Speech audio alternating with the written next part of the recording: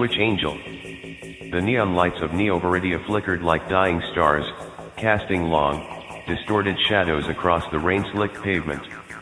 Elias pulled his collar up, the damp chill of the lower sectors biting through his worn synthetic leather jacket. He wasn't a Euro trademark T here for the sights.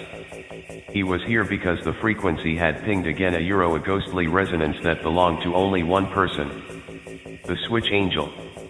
They called her that because she lived between the pulses of the Cydia Euro trademark S mainframe.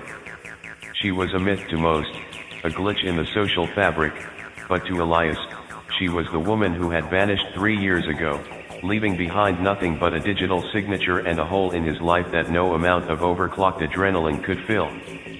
He checked his wrist. The signal was faint, a rhythmic thrumming that felt like a heartbeat. IA Euro trademark M close, Lyra, he whispered, his voice lost to the roar of the overhead maglev trains.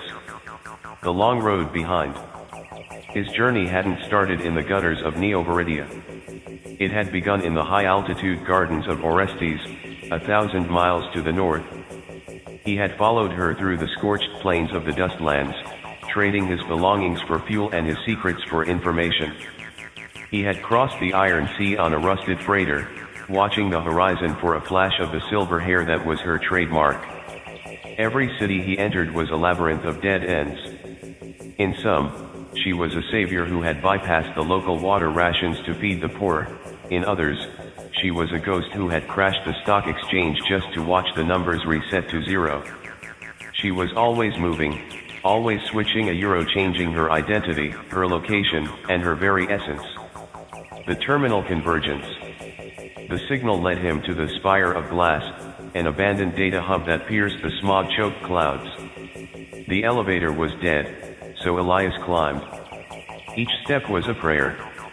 His lungs burned, and his mechanical Nia Euro, a souvenir from a scrap in the borderlands, a Euro clicked with every stride.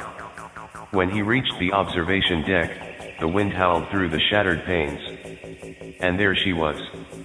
She stood at the very edge, her silver hair whipping around her face like a halo of mercury.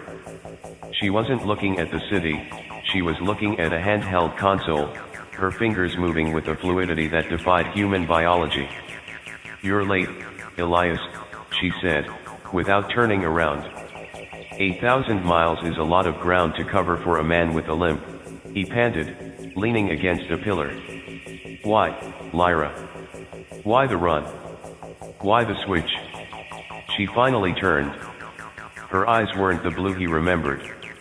They were shifting patterns of gold and violet, a Euro, the eyes of someone who had stared too long into the core of the world, a Euro trademark S data. "I didn't run to get away from you," she said softly. "I ran to find the end of the wire. The world is breaking, Elias. The switch isn't a trick, it's a bridge. IA Euro trademark M, an angel of the transition, moving the pieces before the board flips. The final choice." She held out a hand. In her palm lay a small, glowing ship, a Euro, a physical manifestation of the switch. "The journey doesn't end here," she warned. "If you take this, you leave the ground behind. You won't be Elias the Hunter anymore. You are Euro trademark LLB, a ghost in the machine, just like me. No more home, no more history.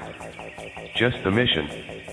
Elias looked down at the city, a sprawling mess of greed and flickering lights.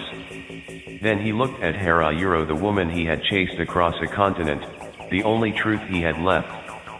He didn't hesitate. He reached out and closed his hand over hers. The world didn't explode. It didn't fade to black. Instead, the colors simply shifted. The wind stopped feeling cold, and the hum of the city became a melody he finally understood. The Switch Angel smiled, her image flickering for a second like a low-resolution video. "Keep up," she said. And then, they were gone, leaving nothing behind but the empty wind and the silent glass.